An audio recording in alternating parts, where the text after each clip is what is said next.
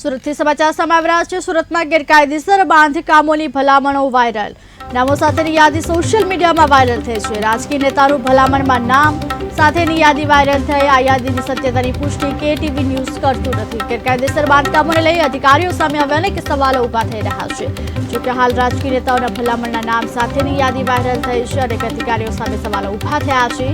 આ યાદીની સત્યતાની પુષ્ટિ KTV news કરતું નથી। જોકે રાજકીય નેતાના ભલામણના નામ સાથેની યાદી હાલ વાયરલ થઈ રહી છે।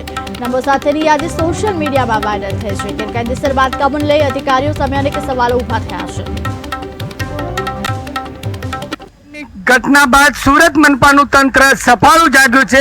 શહેરમાં સમગ્ર વિસ્તારોમાં સીલિંગની કામગીરી હાથ ધરવામાં આવી છે। સીલિંગનો આજે ચોથો દિવસ છે, ત્યારે બીયુ પરમિશન અને ફાયર એનઓસી ન હોય તેવા એકમો ઉપર અધિકારીઓ કાર્યવાહી કરવા પહોંચ્યા છે। પરંતુ ગઈકાલે કેટલાક જે ઓનલાઈન ધંધા સાથે વ્યવસાયકારો હતા તેમના શેડ ઉપર સીલિંગની કાર્યવાહી કરવામાં આવી, ત્યારે સવાલો જરૂર ઉઠી રહ્યા છે કે મનપાના અધિકારીઓ આવા ગેરકાયદેસર શેડો બાંધવા દરમિયાન ક્યાં ગયા હતા? અધિકારીઓની જવાબદારી આમાં શું ભૂમિકા હતી?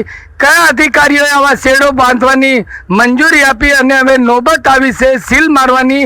ક્યાંક ને ક્યાંક ત્યાંના જે ઓનલાઈન ધંધા સાથે સંકળાયેલા લોકોએ પણ કહ્યું હતું કે અમને શેડ બાંધવા નહોતા દેવા, હવે કાર્યવાહી કરવા પહોંચ્યા છે। ખાસ કરીને ભાજપના વોર્ડ નંબર 7ના નગરસેવક નરેન્દ્ર પાંડવે પણ 2 દિવસ પહેલા મનપાના અધિકારીઓ સામે સવાલો ઉઠાવ્યા હતા કે આમ નાના માણસોને જે ભોગવવું પડી રહ્યું છે, ક્યાંક ને ક્યાંક જે 7 માળના જે બાંધકામો ધમધમી રહ્યા છે તેની પર કાર્યવાહી કરવાને બદલે સામાન્ય લોકોના મકાનો પર ડિમોલેશનની કાર્યવાહી કરવામાં આવતી હોય છે। ત્યારે આપણી સાથે ઉપસ્થિત છે વોર્ડ નંબર 7ના નગરસેવક નરેન્દ્ર પાંડવ। નરેન્દ્રભાઈ, ખાસ કરીને સીલિંગની કામગીરી હાલ ચાલી રહી છે, ઓનલાઈનના ધંધા સાથે સંકળાયેલા લોકોના જે શેડ છે તેના ઉપર કાર્યવાહી કરી, જો આ શેડ પહેલેથી જ ના બાંધવા દીધા હોત? મારું એ જ કહેવું છે, આજે હું કોઈનો વિરોધી નથી, પણ મારી જે કોર્પોરેટર કે મારી જે રજૂઆત કરવા આવ્યો છે એટલે તો મેં એ જ કીધું ને, અત્યારે જે કાંઈ બનાવ બન્યો નાના માણસો જ ભોગ બને છે।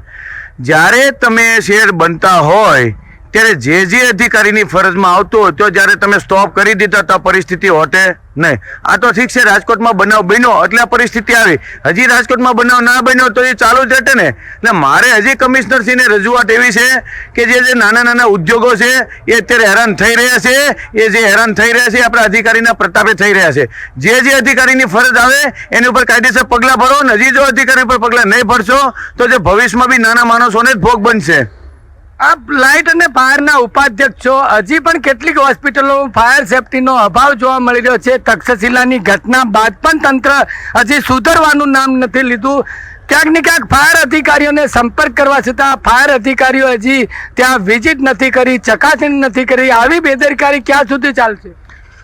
તમારી વાતમાં હું સહમત છું અને આ બાબતમાં મેં અધિકારીએ ચર્ચા કરી કે અત્યારે તમે સીલ મારવા જાઓ છો, અત્યારે બીયુસી કરો છો, અત્યારે તમારી પાસે બાટલા નથી તો તમે 5 વર્ષથી બધા ગયા થયા કાં? 5 વર્ષમાં તમે અત્યારે દેખાણું તો જે અધિકારીની ફરજ આવે શું પગાર જ લેવાનો છે એને? શું ઓફિસમાં જ બેસવાનું છે? બીજું કંઈ આવતું નથી ને છેલ્લે તો પ્રજાને જ મરો થાય છે। એટલે કમિશનર સાહેબને હજી હું વારંવાર રજૂઆત કરું છું, કમિશનર ખરેખર સારા છે, મને કમિશનર પર વિશ્વાસ છે કે ખરી રીતે જે કોઈ ખોટું કર્યું હશે, જે કોઈ અધિકારીનો જે વસ્તુ આવતી એને કરવાની, જો એ વસ્તુ નહીં કરે ને તો હજી બેન આ તો ખરેખર નાના માણસોનો જ ભોગ બનશે। ખાસ કરીને શેડની સાથે સાથે ગેરકાયદેસર બાંધકામો, તેમાં પણ ક્યાંક ને ક્યાંક રાજકીય નેતાઓની ભૂમિકા સામે આવતી હોય છે।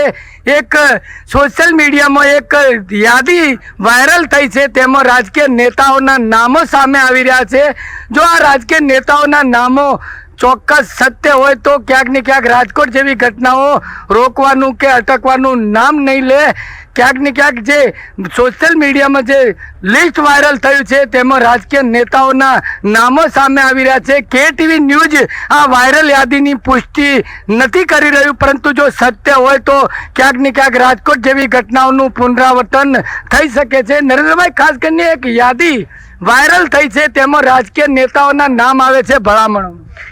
આપની સાથે હું સહમત છું. એનું કારણ એ છે મને કોઈ બાંધકામમાં રસ નથી, મને કોઈ બાંધકામમાં ઇન્ટરેસ્ટ છે. મને તો મારી સોસાયટીમાં વિકાસમાં રસ છે અને નાના માણસ જ્યાં ભોગ બનતો હોય તો મારી ફરજમાં આવે છે કે ભાઈ નાના માણસ ભોગ બની રહે છે. હવે શું લિસ્ટ છે આમાં તો બધા હોવાની તે લાભ લેતા હોય, એમાં મને કોઈ રસ નથી. મને તો ખાલી વિકાસમાં રસ છે અને જે કોઈ અધિકારી ખોટું કરશે એને મારે કમિશનરને રજૂઆત કરવાની ફરજ પડે છે કે આપણે અધિકારીને ભૂલને કારણે આ ભોગ બની રહ્યા છે. ખાસ કરીને આપ આ વિસ્તારના ચૂંટાયેલા પ્રતિનિધિ છો, જો આ વિસ્તારમાં થતા જે ગેરકાયદેસર બાંધકામો વારંવાર આપ રજૂઆત કરી ચૂક્યા છો, પરંતુ તંત્ર હજી કાર્યવાહી કેમ નથી કરતું? માત્ર જે હોસ્પિટલો, સ્કૂલો અને આવા શેડ હજી ગેરકાયદેસર બાંધકામ ઉપર હથોડા ઝીકવાની કામગીરી શરૂ નથી કરી. કોની રાહ જોઈને બેઠું છે? હવે તમે જે વાત કરો છો એ મારી આજની તારીખમાં મારી કોઈ ધ્યાનમાં આવતું નથી. કોઈ તમારી ધ્યાનમાં હોય તો મને કહો તો હું મારા અધિકારીને રજૂઆત કરી શકું. આપે પણ સ્વીકાર્યું હતું કે રિઝર્વેશન પ્લોટ, નવી શરતની તો વાત ક્યાં કરો છો, રિઝર્વેશન પ્લોટ ઉપર આડેધડ બાંધકામ થઈ ગયા, મનપાની તિજોરીને કરોડોનો ચૂનો ચોપડી રહ્યા છે. તો આ જવાબદારી કોની છે? અધિકારીની છે. શા માટે અધિકારીઓ આ ખાડાકાન કરે? એ અધિકારીને અત્યારે વાત કરી છે. અધિકારીઓ રિપોર્ટ માંગ્યો છે મેં કે ભાઈ નવી સદમી કેટલી જગ્યાએ બાંધકામ થયું છે એને મને સોમવાર કે મંગળવારે યાદી આપવાના છે. જે મંગળવારે મને યાદી આપશે એટલે કમિશનર સાહેબ હારે મારે વાત થઈ છે. કમિશનર સાહેબે એવું કીધું કે તમે મને લેખિતમાં કે તમારી નજરમાં કોઈ હોય નવી શરત નહીં મને આપો. એટલે મેં પ્રજા પાસે મંગાવ્યું છે અને પ્રજા જ મને આપે છે. હું કોઈ જગ્યાએ લેવા નથી જતો. પ્રજા જ મને કહે છે નરેન્દ્રભાઈ આ ખોટું થયું છે. ને તમે એક એવા કોર્પોરેટર છો કે નાના માણસની તમે રજૂઆત સાંભળો છો અને વ્યવસ્થિત નિરાકરણ કરો છો અને કોઈ બી જ્ઞાતિ વાઇઝ જોયા વગર એક નરેન્દ્ર પાંડવ એક જ કામ કરી રહ્યો છે અત્યારે. એટલે બધાની ભાવના મારી ઉપર આવી છે ને હું જે સાચું છે એ જ લાવું છું. મારે કોઈ સાથે દુશ્મની નથી. મેં કોઈનું ખરાબ કર્યું નથી ને કોઈનું ખરાબ કરવા માંગતો નથી. ખાસ કરીને કેટલાક અધિકારીઓ કહી રહ્યા છે અમારી બદલીઓ કરી દો. શું બદલી એક જ માત્ર ઉપાય છે?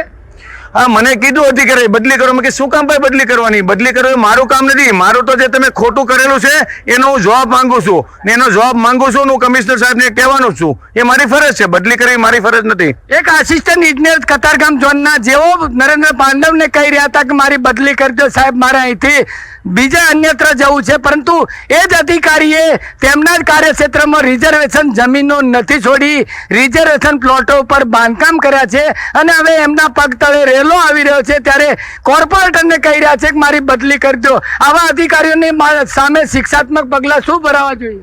એ મેં મારા ઝોનલ અધિકારી છે મહેશભાઈ ચાવડા સાહેબ, ખરેખર મને એનાથી સંતોષ છે અને કમિશનર સાહેબથી સંતોષ છે. પણ નીચેનો જે બધો સ્ટાફ છે ને એ બધો મેં ચાવડા સાહેબને સ્પષ્ટ કીધેલું છે. મને એ સ્ટાફથી સંતોષ નથી ને સ્ટાફ ખોટું કરી રહ્યા છે.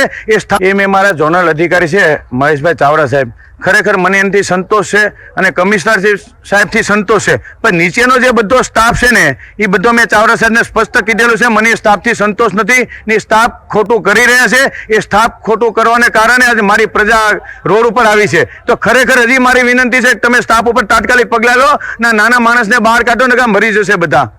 ત્યારે આ હતા વોર્ડ નંબર 7ના નગરસેવક નરેન્દ્ર પાંડવ. 2 દિવસ પહેલા જ ભાજપના નગરસેવકે બાયો ચડાવી હતી.